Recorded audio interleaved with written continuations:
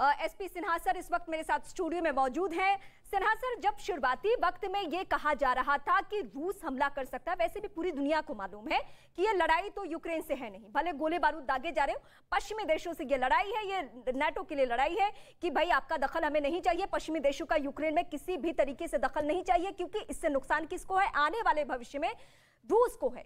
लेकिन ये जो हम पहले भी उसको सीरियस नहीं ले रहे थे और रूस ने 7 दिनों तक लड़ाई खींच दी, रूस लड़े जा रहा है और अब ये जो एक बार नहीं, 2 बार नहीं, 3 बार कह दिया कि परमाणु धमकी के लिए, परमाणु बम के लिए आप तैयार रहिए, अगर तीसरा विश्व युद्ध होता है तो हम ये इस्तेमाल करने वाले हैं। देखिए, इसके कई माने हैं। पहला, एक कड़ा संदेश है अमेरिका को और नाटो को कि यदि हमको आप पुश कीजिएगा कॉर्नर में तो न्यूक्लियर ऑप्शन एक प्रोबेबिलिटी है, हम लोग इस्तेमाल कर सकते हैं। और यदि ऐसा होता है तो स्वाभाविक है कि सब विश्व के पावरफुल शक्तियां उसमें सकिन हो जाएंगी, और सकिन हो जाएंगी तो न्यूक्लियर वार होगा, और न्यूक्लियर वार होगा तो बर्बादी होगी, और बर्बादी होगी वहाँ ऐसी बर्बादी होगी कि कई कई दिनों तक सूर्य नहीं दिखाई पड़ेगा, काफ़ी क्षेत्रों में वहाँ फसल नहीं होगा। मतलब वेदर एक ही बार हिरोशिमा में हुआ है, वेदर चेंज होगा, जो बच्चे पैदा होंगे वो अपंग पैदा होंगे, तो ये तो बर्बादी होगी। लेकिन मैं बात ये कहना चाहता हूँ कि ये युद्ध जो हो रहा है, मुख्य कारण क्या है? कारण 2 है, सिक्योरिटी एंगल, ऑयल। पहले ऑयल पे आता हूँ। देखिए, रूस चाहता है कि वो ग्लोबल किंग बने, आर्कटिक और नॉर्थ पोल का जो ऑयल रिजर्व्स है उस पे उसका पूरी तरह से कब्जा हो। और इसी परिप्रेक्ष्य में आप सीरियन वॉर बात कीजिए या अजरबैजान में वॉर की बात कीजिए, वो सब ऑयल एंगल है। रूस मिडिल ईस्ट में जो ऑयल का लेवल है वो घटता जा रहा है, तो अल्टरनेट पावर सेंटर बनना चाहता है। रूस ने एक और चीज़ प्लान किया था कि फोर्ड स्ट्रीम पाइपलाइन 2 वो यूक्रेन के माध्यम से जर्मनी को लिंक करना चाहता था। और यदि जर्मनी पूरी तरह, अभी 50% यूरोप का जो गैस का रिक्वायरमेंट है वो रशिया से जा रहा है, तो यदि जर्मनी का ये पाइपलाइन बिक जाता तो जर्मनी स्वाभाविक है कि रूस के बहुत नज़दीक आता, तो नाटो इससे कमज़ोर पड़ता। ये स्ट्रेटजी अमेरिका ने समझ लिया और इसीलिए एक ऐसा वातावरण बनाया, उसमें MI से भी, मिलिट्री इंडस्ट्रियल कॉम्प्लेक्स का भी हाथ है ये वॉर करने में। अब दूसरा बिंदु आता है सिक्योरिटी एंगल पे। देखिए, थ्रेट परसेप्शन है। पुतिन कह रहे हैं कि USSR का जो ब्रेक हुआ है वो अमेरिका और वेस्टर्न कंट्रीज के कारण हुआ है। पुतिन समझते हैं कि यदि नाटो एक्सपैंड करके ईस्टवर्ड एक्सपेंशन करते करते उनके द्वार तक खड़े आ जाते हैं तो खतरा उनके द्वार तक आ जाता है। अमेरिका और नाटो समझ रहा है कि यदि यूक्रेन रूस के गिरफ्त में चला जाता है तो खतरा उनके द्वार तक आ जाता है। दोनों द्वार को पुश करना चाहते हैं अमेरिका। बातें सर आप जैसे एक्सपर्ट से जुड़ के हमने अपने दर्शकों को बार बार बताया कि आखिर वजह क्या है। सुरेंद्र कुमार, पूर्व डिप्लोमेट, इस वक्त मेरे साथ जुड़े हुए हैं। मैं आपके पास सर आऊं उससे पहले बड़ी खबर, नाटो को रूस की बड़ी धमकी, यूक्रेन को हथियार न दे नाटो, हथियार देने पर अंजाम भुगतेगा नाटो। दरअसल ये रूस ने ये कहा है। इस वक्त की बड़ी खबर हम अपने दर्शकों को बता रहे हैं। नाटो को रूस की इस वक्त सबसे बड़ी धमकी, नाटो यूक्रेन को हथियार ना दे। पूरी लड़ाई ही इसके इर्द गिर्द घूम रही है, नाटो के इर्द गिर्द, पश्चिमी देशों के इर्द गिर्द। और अब एक बार देखिए, रूस एक बार फिर चेतावनी दे रहा है। पहले पश्चिमी देशों को, नाटो को परमाणु बम की धमकी, वो हर हथकंडा अपना रहा है क्योंकि उसको भी अपने भविष्य को लेकर, अपने मुल्क को लेकर उस तरीके स्ट्रैटेजी रखनी है और यही वजह है कि वो ये कदम उठा रहा है। तो इस बीच हम सबसे बड़ी खबर अपने दर्शकों को अपडेट कर रहे हैं, बता रहे हैं कि हथियार देने पर अंजाम भुगतेगा नाटो, क्योंकि ये लड़ाई और लंबी खिंचती जा रही है। जो सबको मालूम है कि ये रूस को भी नहीं पता था कि यूक्रेन के साथ उसकी लड़ाई इतनी लंबी चलेगी, 7 दिनों तक चलेगी। सुरेंद्र कुमार, पूर्व डिप्लोमेट, सर जो बातें सिन्हा सर कह रहे थे उन्हीं बातों को हम जरा और आगे बढ़ाते हैं। पश्चिमी देशों और खासकर अमेरिका का क्या स्टैंड था नाटो को लेकर, या यूक्रेन में उसको किस तरीके से दखल देना था, ये सबको मालूम है। रूस की यूक्रेन को लेकर, यूक्रेन की सीमा को लेकर क्या स्ट्रैटेजी है, ये सबको मालूम है। लेकिन कौन अपने मकसद में इस वक्त कामयाब हुआ है? देखिए, मैं ये मान के चलता हूं कि रूस ने इन्वेड करके बहुत बड़ी गलती की है। जो अभी सिन्हा साहब कह रहे थे, मैं बिल्कुल सहमत हूँ। रूस जिस तरह के बयान दे रहे हैं वो सब बौखलाहट है एक तरह से। मैंने अपना एक आर्टिकल मेरा छपा आज में, उसमें लिखा है कि he seem to have lost his mind.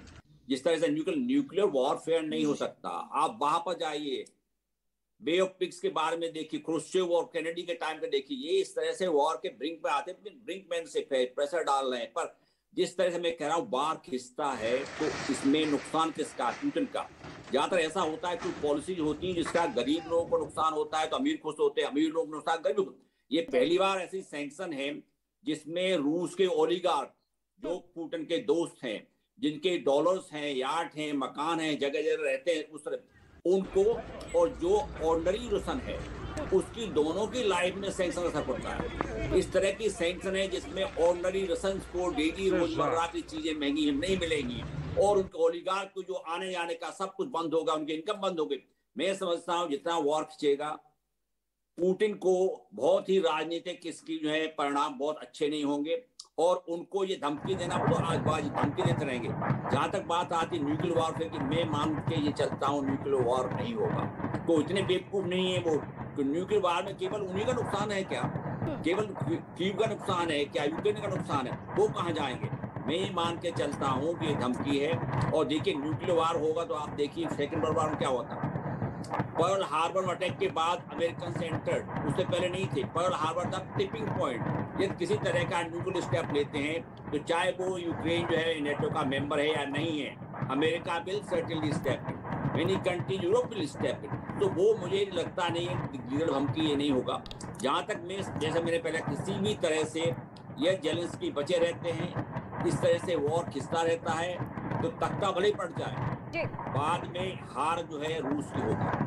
क्योंकि रूस के जो लोकल लोग जो यूक्रेन के बिल्कुल साथ नहीं है, इतना हेट करते हैं आजकल रूस को, कभी नहीं करते थे पहले। और जिस तरह के अत्याचार हो रहे हैं, लोग बर्बादी हो रही है, देखें 7 लोग जो बाहर जा चुके हैं, बच्चे हैं, लेडीज हैं, सबको जो इस तरह रिफ्यूजी का स्टेटस हो रहा है, ये सब का खामियाजा भरना पड़ेगा। अब ये बात कल उनको, मैं ये मान के चलता हूँ कि किसी तरह से जितने भी हथियार वगैरह आ रहे हैं ये जल्दी आ सकते हैं। हाँ। और जेलेंस्की बचे रहते हैं तो ये रूस की हालत और भी खराब होने जा रही है। संजय सोई सर, मैं आपके पास आऊंगी, चूंकि अब बस कुछ देर हमारे साथ एसपी सिन्हा सर हैं अब स्टूडियो में। तो सर मैं आपसे ये पहलू समझना चाहती हूँ, जिस तरीके से हालात बने हुए हैं, ये मालूम है आपने भी बहुत विस्तार से हमारे दर्शकों को बताया कि नेटो की वजह से एक भविष्य की स्ट्रैटेजी, एक रणनीति को देखते हुए रूस ने यह कदम उठाया। लेकिन क्या पश्चिमी देशों या नेटो का दखल यूक्रेन में ना हो? क्या महज इतनी भर बात से उसने इतना बड़ा हमला कर दिया? क्या उसके पास एक और ऑप्शन नहीं था, कोई और विकल्प बचता नहीं था कि कम से कम इतनी जाने ना जाए, ये खतरा ना हो यहाँ पे? देखिए, प्रश्न है नियत का, प्रश्न है विश्वसनीयता का। रूस अमेरिका और नाटो पे विश्वास नहीं करता, अमेरिका और नाटो रूस पे विश्वास नहीं करते, तो जो दोनों एक दूसरे को शक की दृष्टि से देखते हैं। और सच ये है कि दोनों दूध से धुले हुए नहीं हैं। अमेरिका ने सदाम हुसैन पे अटैक किया, क्या कहा के वेपन्स ऑफ मास डिस्ट्रक्शन, मिला नहीं मिला। तो जो जिस आधार पे आपने अटैक किया वो तो झूठा था, तो you are a war criminal. सवाल तो ये पैदा होता, झूठा आधार पे आपने अटैक किया और पूरे इराक को खत्म कर दिया, और जिसके वजह से आज ISIS ने जो स्ट्रांग बना, ये मुख्य कारण है अमेरिका। रूस भी कोई चीज ऑनर नहीं करता है। जब यूक्रेन इंडिपेंडेंट हुआ तो बोला गया कि न्यूक्लियर फैसिलिटी शिफ्ट कर दो जी, और हम गारंटी देते हैं कि आप आपके टेरिटोरियल इंटीग्रिटी का सम्मान करेंगे। क्या रूस ने किया? नहीं, क्रीमिया ले लिया। ईस्टर्न यूक्रेन को बार बार रिबेलियंस को पैसा दे के करता है। तो देखिए, अंतर्राष्ट्रीय स्तर पे कोई क्वेश्चन ऑफ मोरालिटी नहीं है, सब अपना अपना हित देखते हैं, और उसमें साम दान दंड भेद सब खेल खेला जाता है। कमजोर महाराज, लॉ ऑफ जंगल है, बड़ी मछली छोटी मछली को खाती है, उसी का प्रत्यक्ष रूप हम देख रहे हैं। मिस्टर जेलेंस्की ने फॉल्स एश्योरेंस में ये जंप किया युद्ध के मैदान में, और वो उनको लग रहा होगा कि गलती हो गई। लेकिन सवाल ये है कि अब उनका इमेज की बात है। यदि वो विड्रॉ करते हैं तो उनकी ख्याति, पॉलिटिकल रेलेवेंस सब कुछ खत्म हो जाएगा। तो डू और डाई सिचुएशन है। एक और बिंदु, यदि भौगोलिक क्षेत्र को रूस कैप्चर भी कर लेता है कीव को, और मिस्टर जेलेंस्की कैप्चर नहीं होते हैं या मारे नहीं जाते हैं, तो एक पैरेलल रेजिस्टेंस फोर्स आप रिजर्व में है, तो शांति नहीं आ सकती, जो लड़ते रहेंगे, जो विद्रोही हमने पैदा एकदम। और जब गुरिल्ला वॉरफेयर होगा और गुरिल्ला वॉरफेयर होगा और ऐसी लड़ाई होगी बिल्डिंग टू बिल्डिंग, तो फाइटिंग इन बिल्टअप एरिया है, अशांत रहेगा कहानी। तो कोई को फ्री रन नहीं मिलेगा, ठीक ये है। जंग चलता रहेगा।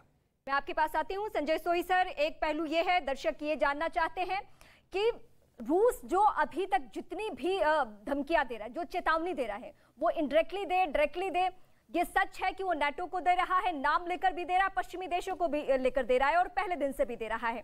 इस बीच जो पश्चिमी देशों के तरफ से स्टेटमेंट्स आ रहे हैं, यहां तक कि आज अगर मैं बाइडेन के स्टेटमेंट को कोट करूं तो उन्होंने कहा कि जो पुतिन है वो तानाशाह है और तानाशाह को इसकी सजा भुगतनी पड़ेगी।